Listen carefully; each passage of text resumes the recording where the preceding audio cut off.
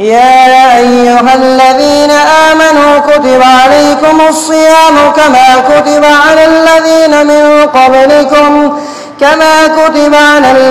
من قبلكم لعلكم تتقون أياما معدودات فمن كان منكم مريضا أو على سفر فعدة من أيام أخر وعلى الذين يطيقونه فدية طعام مسكين فمن تطوع خيرا فهو خير له وأن تصوموا خير لكم إن كنتم تعلمون.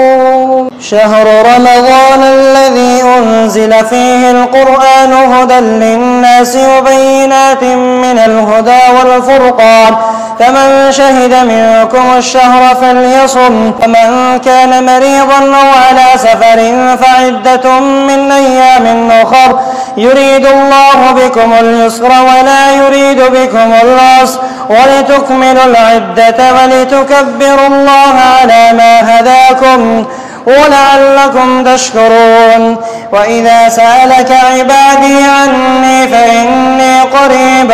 أجيب دعوة الداعي إذا دعاني فليستجيبوا لي